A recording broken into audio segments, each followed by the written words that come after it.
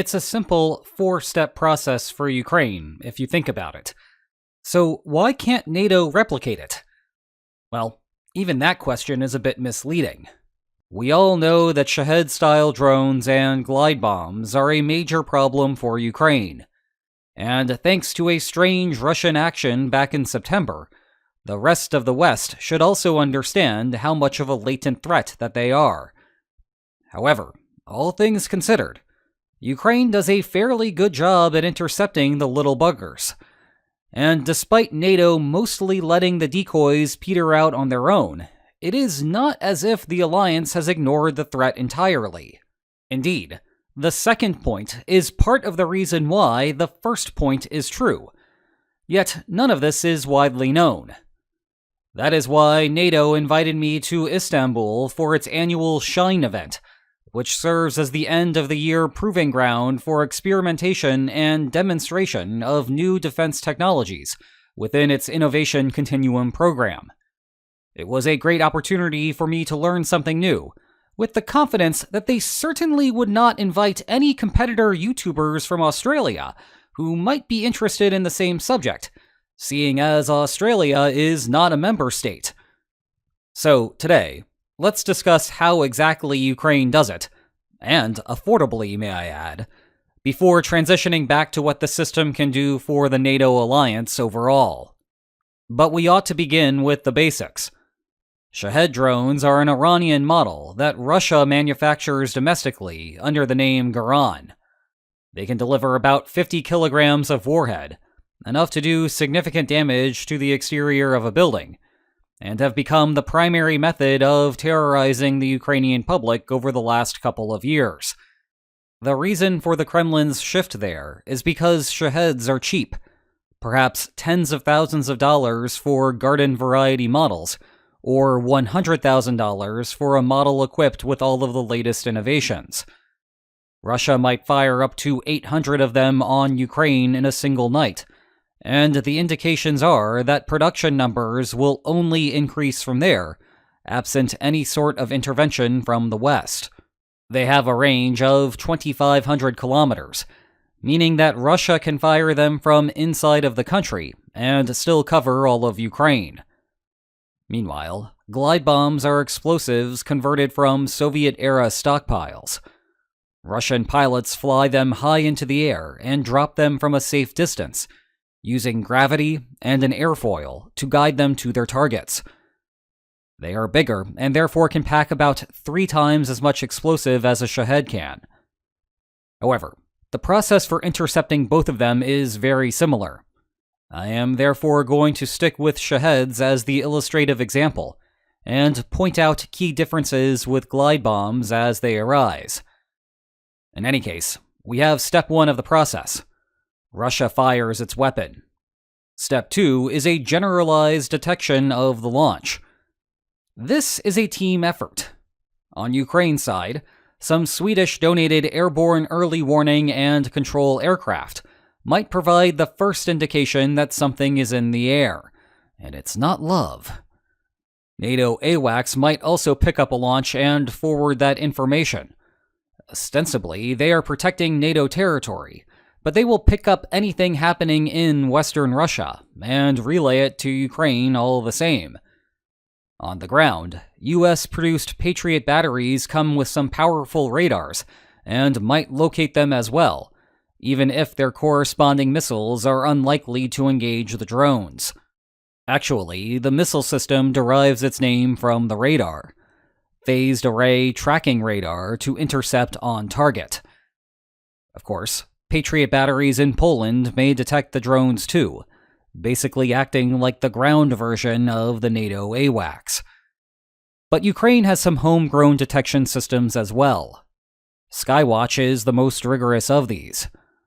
At its core, the program took a bunch of cell phones, attached them to various locations around the country, like literally on top of telephone poles, gave them an external power source, and left them to transmit audio 24/7, essentially listening for the lawnmower-like noise that a Shahed emits. All of that data goes to a central processing center, which attempts to triangulate locations based on what the 10 to 15,000 ears hear.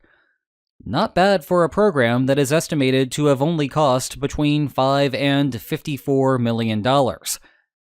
The other system that Ukraine has in place is for people to manually report suspected positions and trajectories via cell phone text message. Some of this occurs on official channels, through retired military or local government employees. Some of it is civilians just trying to do their part. Regardless, all of these systems have their limits. They can inform Ukraine of a general launch and perhaps a broad trajectory, but they are not precise enough to properly assist in shooting down any of them. If that is all you have, then this would be the scene everywhere in the country. Now, the alert itself might be helpful if you are a civilian and you want to seek shelter. However, buildings cannot run and hide, so if you want to protect your physical possessions, you need to do more than just this. That takes us to the actual interception process. Here, there are many options that Ukraine could take. One is to use a Patriot missile straight from the Patriot radar. That is a bad strategy in the long run, however. Each Patriot missile costs about 7 figures, well more than what the Shaheds cost. You could scramble fighter jets to tail the Shaheds and manually shoot them down. But again, that is a bad option because fighter jets cost a ton to operate every minute. Using anti-aircraft systems like the German Gepard is better, but it is still a tad too pricey. You could opt for soldiers firing heavy machine guns at the drones. At least that option is cheap. Reliable, though? No. GPS spoofing is another cheap option, but that is also lacking in the reliability department. The drone is still in the air and might hit something. Or it might eventually regain accurate GPS data and hit where it was originally aimed at. Plus, Russia can place countermeasures on the drone to avoid going off course.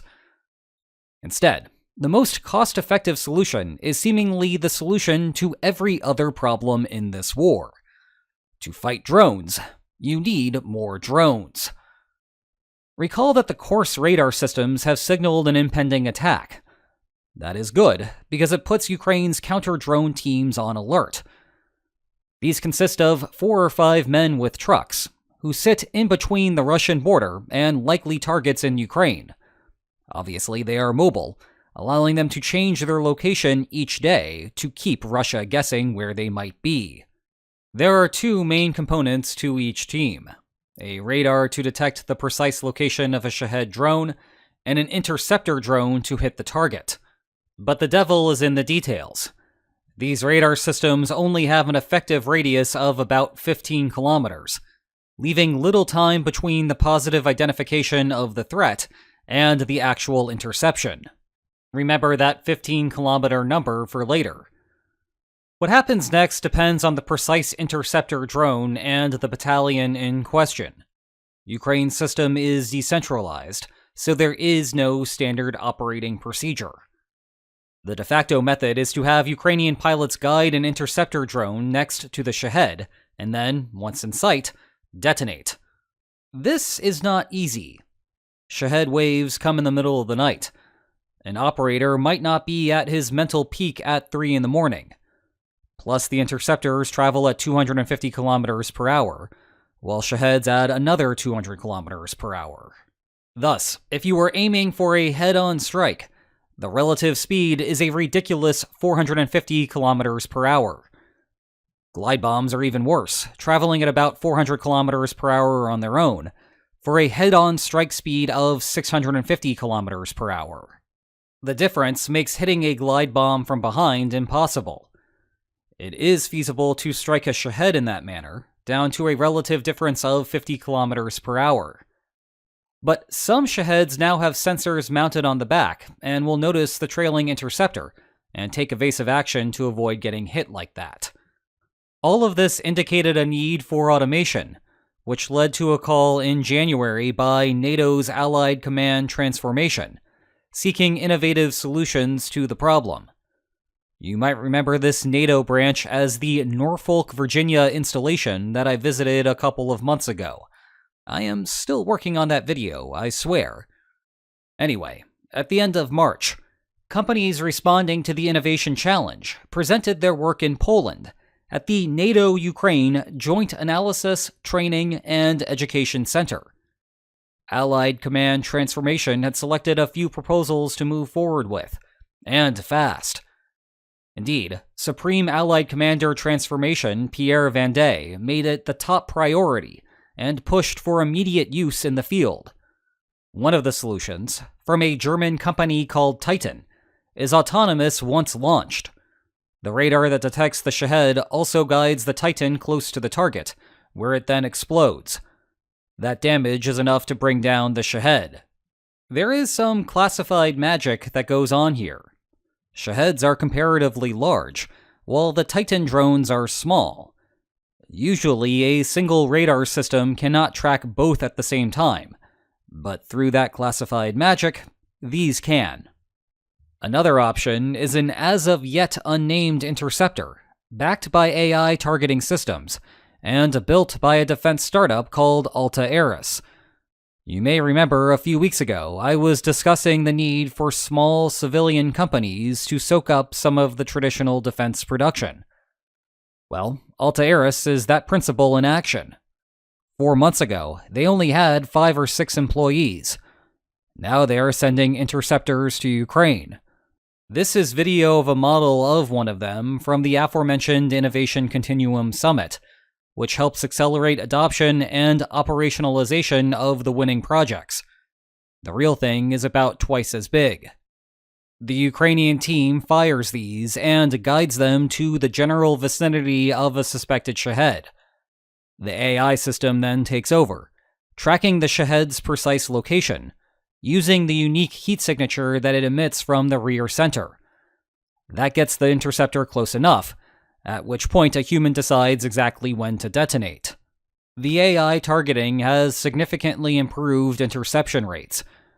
When humans controlled the entire process, an interceptor might only destroy its target between 20 and 40% of the time, depending on the skill of the pilot, weather conditions, and so forth. With the AI doing the dirty work, interception rates have increased to between 50 and 80%. You can also have a single pilot operate 5 interceptors simultaneously. That is up from a single interceptor without AI, a critical development when Russia tries to overwhelm the system. Moreover, the AI can learn from the prior night's interceptions. For example, adaptations may be necessary to adjust to seasonal temperature changes, altering the intensity of the Shahed's heat signature. It may also have to learn how to focus on the Shahed when there could be other interceptors in the area giving off heat. Or perhaps Russia makes direct modifications that change what a Shahed looks like to the AI system. The downside is that the AI systems notably increase the price tag of the interceptors, because they require NVIDIA chips to operate, chips that also explode with the rest of the device. But the value added makes them worthwhile. Given those interception rates, you might wonder how Ukraine gets hit by any drones at all.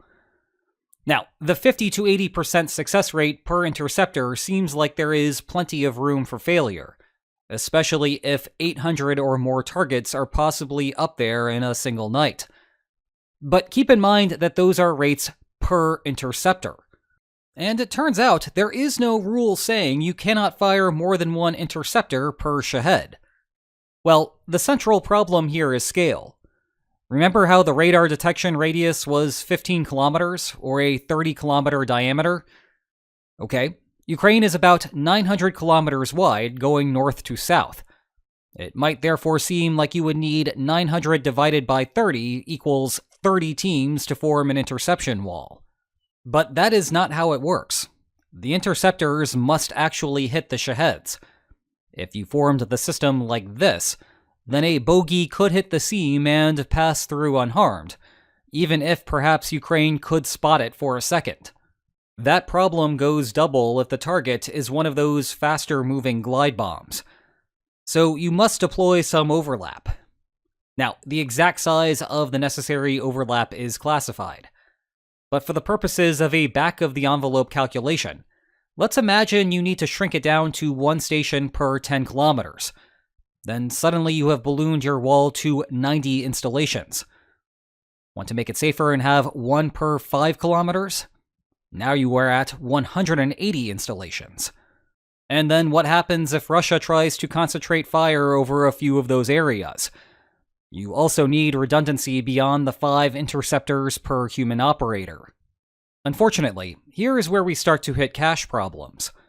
The radars are expensive, and while the ratio of the marginal cost of an interceptor to the marginal cost of a Shahed is good, you need an enormous amount of capital to get the network off of the ground, even if most of the interceptors will not be used on most days, and still be ready to fire on the next one. All of these lessons tell us something important for NATO. There is no sugarcoating it. The math gets worse for the alliance. The borders between Russia and NATO countries stretch about 2,500 kilometers. Add in Belarus, lest we forget that young Lukashenko created a union state with Russia many decades ago, and we get almost another 1,300 kilometers. On top of that, NATO countries would have to staff all of those systems, which seems out of the question. The units for such a mission do not exist, and it would be expensive to pay salaries for them regardless. So if you were wondering why NATO basically watched the Russian drones fall to the ground on their own, and only used fighters to shoot down a handful of them, there is your answer. The cost of duplicating Ukraine's active measures is too steep for the threat as it stands today, and it is cheaper to use very expensive countermeasures in the rare instance that the Kremlin gets frisky. At least until that changes, which it might be. Short run, the solution is to fund Ukraine to shoot down more drones at the source. Ukraine has the experience and the willingness to create more units, if given the resources. At the moment, Russia is not sending these types of drones directly into NATO airspace, because that would be too transparent of an escalation. The math is just easier if you shore up the leaks in Ukraine's system, rather than exert redundant effort over a huge line inside of NATO countries. And if Russia decides to completely go around the system, then there is no plausible argument that it was merely an accident, and you can rely on more traditional threats to deter Russia from walking down that path. This is further reason to think that the intent of Russia's drone incursion was not to try to lure NATO to spend more on internal defense and deny transfers to Ukraine. If anyone in the Kremlin thought that that was the case, it was just poorly thought out. I know that this idea has gotten a foothold inside of the Western public discourse, because it seems like it has an element of truth behind it. But it is important to really think through the logistical implications of the theory before making those kinds of claims. And as we have discussed before, there's an alternative possibility that really what the Kremlin is trying to do is bait the West into over-responding here. Regardless, in the long run, the solution is to develop fully autonomous systems that do not require crews to be continuously present at the launch sites. It is not an easy solution, but NATO allies have completed a good portion of the development to get there. It is all part of NATO's innovation initiatives. The next goal? Emergency battlefield medicine in our brave new drone world. Responses to NATO's request for information are due on November 17th. Maybe one of you has some ideas? Well, that is it for me. Just a regular old American who finds this type of logistical problem fascinating. And definitely not an Australian YouTuber with a passion for defence economics, who will be publishing a bit of a longer look at this subject on Sunday. But seriously, mate, it was good to meet you there, and cheers to all you listening. Whoa, what happened there? Weird. Anyway, if you enjoyed today's video, then please like, share, and subscribe, and I will see you next time. Take care.